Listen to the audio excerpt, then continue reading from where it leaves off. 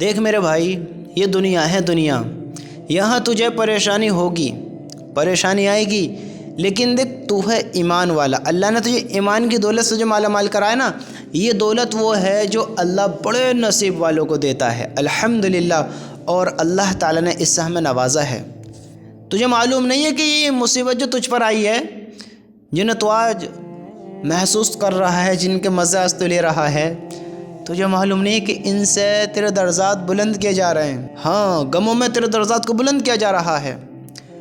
بس تجھے کرنا یہ ہے کہ اللہ سے صبر کرنا ہے، اللہ کو راضی کرنا ہے، اللہ سے راضی رہنا ہے، اللہ کے فیصلے پر راضی ہونا ہے۔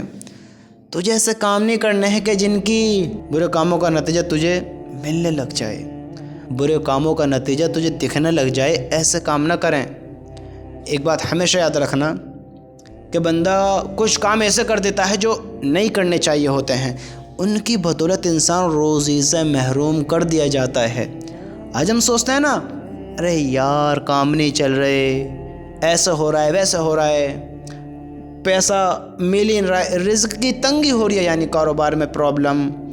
ہم ایسا محسوس کرتے ہیں کہ جیسے ہمارے رزق میں کمی ہو گئی ہے، فاقے ہو رہے ہیں، پریشانی سے مقدر کا جو رزق ہے وہ مل رہا ہے۔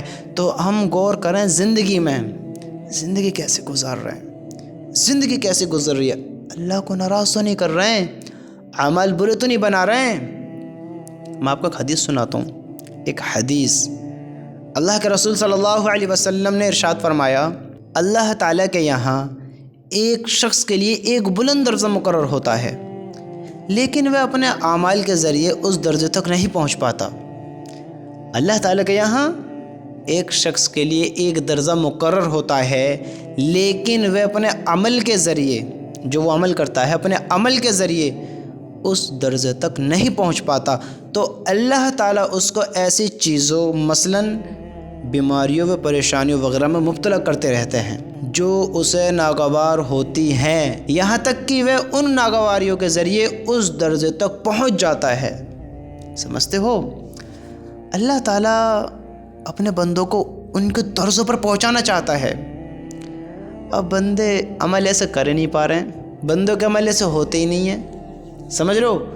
کافی بندے ایسے ہوتے ہیں الحمدللہ وہ اللہ کو بہت راضی کرتے ہیں، اپنے درجات بہت اعلیٰ بنا لیتے ہیں۔ میں آپ کو ایک چھوٹی سی بات اور بتاتا چلوں۔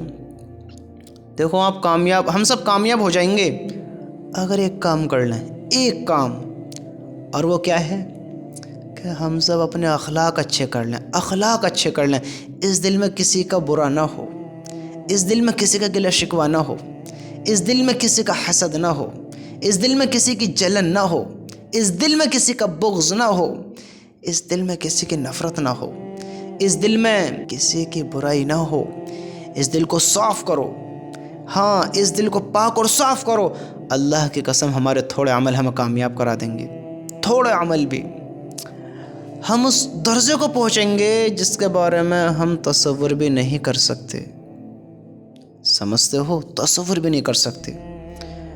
حضرت ابو ہریرہ رضی اللہ تعالیٰ عنہ روایت کرتے ہیں، حضرت ابو ہریرہ رضی اللہ تعالیٰ عنہ روایت کرتے ہیں کہ رسول اللہ صلی اللہ علیہ وسلم نے ارشاد فرمایا، ہمارے نبی نے ارشاد فرمایا، اللہ تعالیٰ کے یہاں ایک شخص کے لیے ایک بلند درجہ مقرر ہوتا ہے، لیکن وہ اپنے عمل کے ذریعے ان درجے تک نہیں پہنچ پاتا، تو اللہ تعالیٰ اس کو ایسی چیزوں، مثلاً بیماری و پریشانیوں وغیرہ میں مبتلا کرتے رہتے ہیں جو اسے ناگوار ہوتی ہیں، یہاں تک کہ وہ ان ناگواریوں کے ذریعے اس درجے تک پہنچ جاتا ہے جو وہ ناگواریاں ہوتی ہیں، یعنی اسے پسند نہیں ہوتی ہیں۔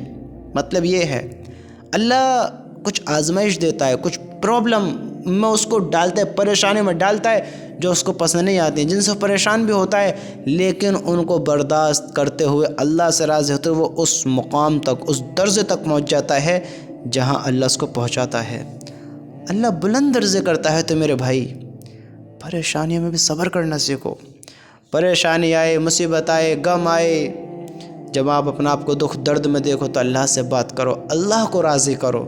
ہاں، پریشانی میں آ کر غلط راستہ استعمال نہ کرنا، غلط راہوں پر نہ چلنا، اللہ کو راضی کرنا۔ اللہ کی قسم اس میں تیری اور میری بھلائی ہوگی، بھلائی ہوگی۔ ہوں